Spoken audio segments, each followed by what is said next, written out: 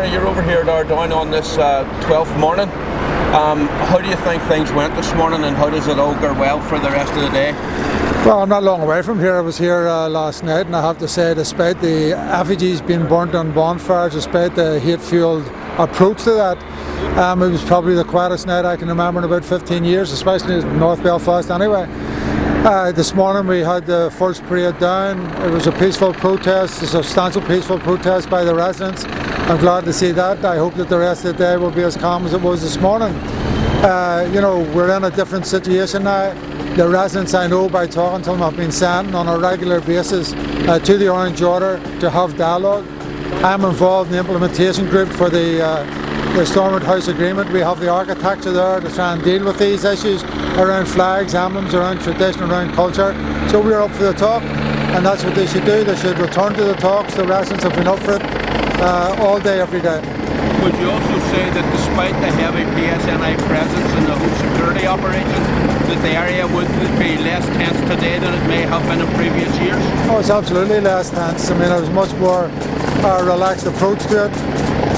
The Orange men just need to learn that they have to talk. That's what part of it's about. And it needs to be real talk. It needs to deal with the real issues here. So then that would be your appeal then to the Orange Order and the loyal orders in general. Sit down and talk to the residents. Oh, absolutely. The residents are up for it. Always have been. I was involved in talks last year up to June, and it was the Orange Order walked out. It's the Orange Order who are not coming up to the plate. And if you look at these bonfires, then you can understand why people still think that if they do the bonfires at night and have all these effigies being burned and sort of the type of commentary that you see on the bonfires, even within their own community, that's why people are asking questions. Is this really about culture?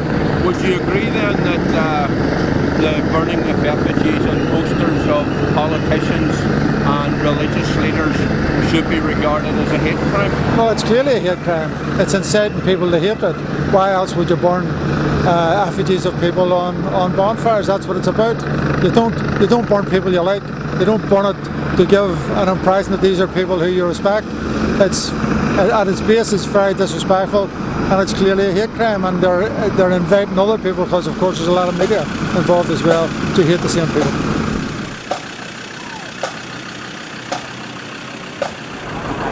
Well, we're on the Springfield Road here on this 12th morning. Yes, and I stand here, we've stood almost every year, and the message is still the same about people marching through areas where they're not wanted or they're not welcome.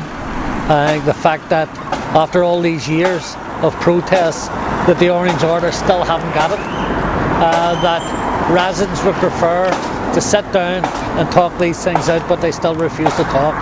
But thank God it's been quiet here this morning. From what I hear, it's been quiet across Ardoyne, and hopefully it remains like that throughout the day. But over that period of those past few days, we have seen some attacks in houses fairly close to the spot. We have seen fires lit, we have seen tensions raised, and that poses many difficulties for residents who live in this stretch of the road. The posters and effigies being burnt, obviously this is an insult to the residents. Well, it's an insult to the residents, it's an insult to the people who the effigies and posters are off. And remember that many of these fires get funding from Belfast City Council and others.